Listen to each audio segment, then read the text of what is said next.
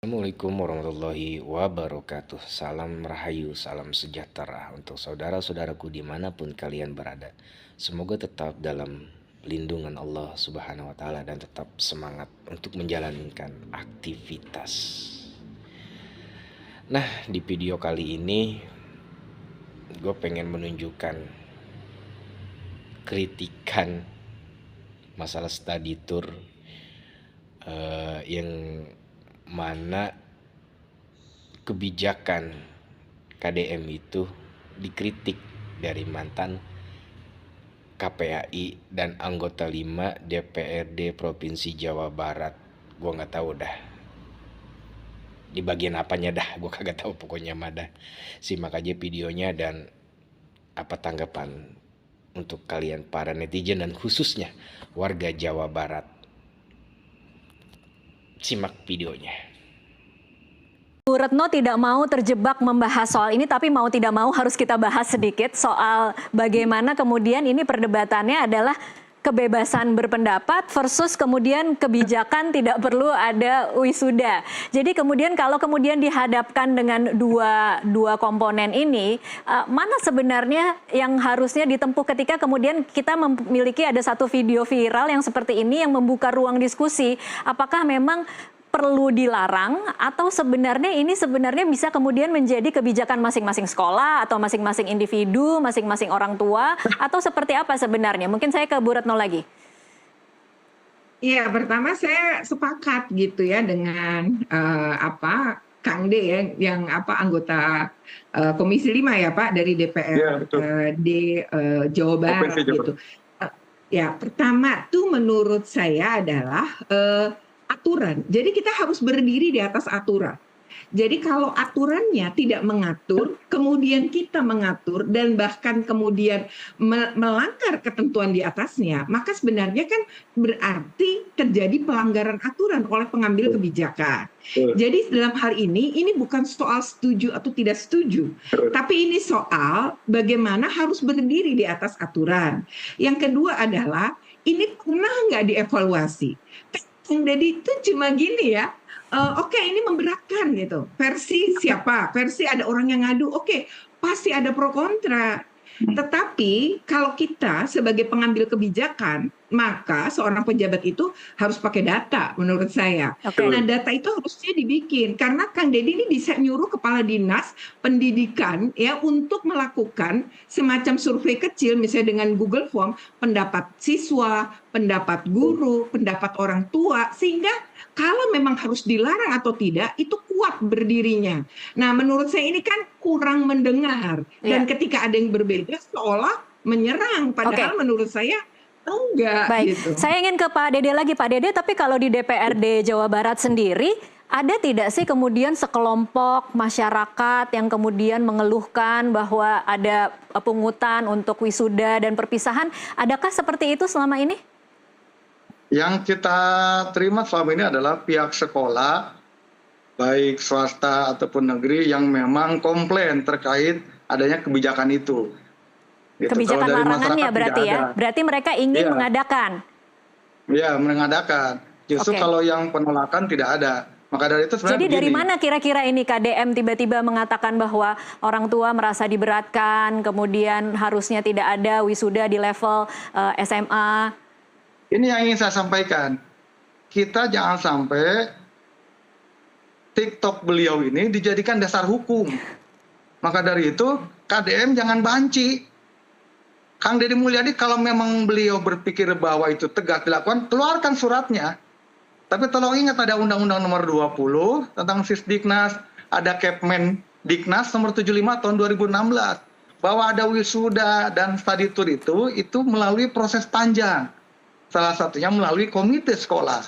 Nah, terkait komite sekolah ada di pasal 1 ayat 2 itu adalah lembaga mandiri yang beranggotakan orang tua, wali peserta didik dan komunitas sekolah serta tokoh masyarakat yang peduli pendidikan. Oke.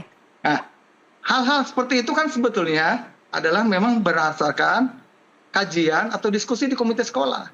Kalau kembali ke awal, Kang Deddy keluarkan suratnya dong.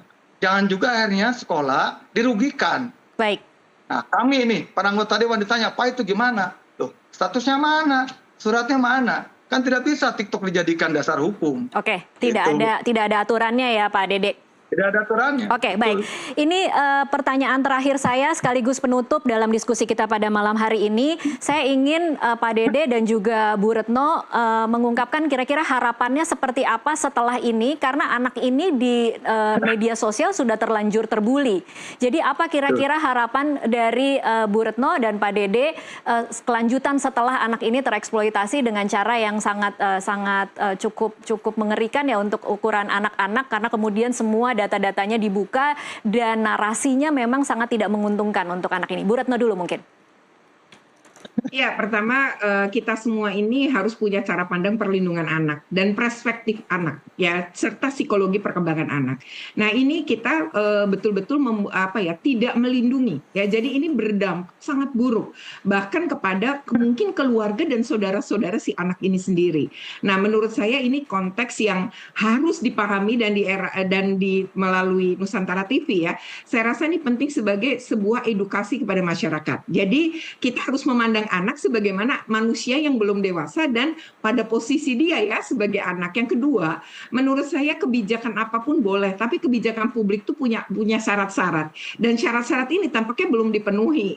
Nah, lalu yang ketiga atau yang terakhir, saya berharap bahwa ini harus didengar misalnya dengan cara usulan masyarakat. Misalnya gini, study tour kalau kepentingannya pembelajaran itu ada loh di dalam kurikulum dan ada dalam peraturan kementerian.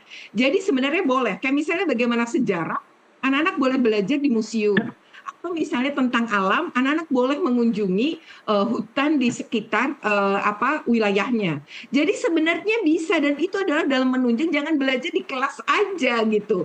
Jadi nggak bisa juga dianggap disamaratakan semua, tidak. Nah, makanya di sini penting dialog, mendengarkan dan mengumpulkan data kepada para pihak sehingga ada dua sisi, ya, bukan hanya netizen saja yang menilai. Netizen aja yang menilai kebanyakan tidak berasal dari Jawa Barat loh. Oke. Kalau saya lihat Iya. di media sosial juga ya Mbak ya. Oke, Baik. saya pikir itu. Oke, Pak Dede terakhir. Oke, pertama begini, saya menyampaikan turut berduka mungkin ya bagi anak ini karena akhirnya jadi korban bulian. Satu hal yang ingin saya sampaikan, tolong Kang Deddy Mulyadi harus juga merubah polanya dengan siapa berhadapan, kategorinya bagaimana, umurnya gimana, pendidikannya gimana. Karena menurut saya banyak TikTok beliau yang akhirnya seolah begitu menyerang gitu kan. Satu. Yang kedua, dengan gaya beliau seperti ini, sebetulnya ada beberapa kewenangan yang akhirnya dilewati oleh beliau. Bisa saja contoh itu kewenangan bupati, kewenangan wali kota, kewenangan disdik contoh, tapi dilewati sama beliau. Tolong diingat, kita adalah negara kesatuan berbentuk republik yang terdiri dari nasional, pemerintahan pusat, gubernur, dan kabupaten kota. Kalau contoh kita masyarakatnya atau negara sosial, kewenangan sepenuhnya ada di presiden, ada di kepala negara untuk mengeksekusi hal-hal yang kecil. Kita tidak. Masih negara kesatuan Republik Indonesia berbentuk republik. Selanjutnya, kami dari DPRD juga tidak pernah diajak ngobrol terkait ini. Ini bagaimana nih ijazah? Kalau dibagikan, nanti diganti oleh Pemda contoh.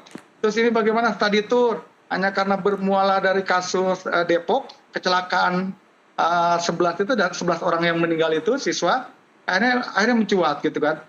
Nah, kami dari DPRD, Boyao diajak rembuk itu terkait hal ini. Karena RPJMD beliau juga itu melibatkan kami sebagai penyelenggara pemerintahan. Baik. Itu mungkin yang ingin saya sampaikan. Terima kasih. Baik, terima kasih Pak Dede Chandra dan Ibu Retno Listiarti untuk waktunya bersama kami di NTV Prime. Dan pemirsa, diskusi tadi sekaligus menutup jumpa kita dalam NTV Prime kali ini. Mewakili seluruh kerabat kerja yang bertugas, saya Tasya Litmila undur diri. Terima kasih atas perhatian Anda. Sampai jumpa.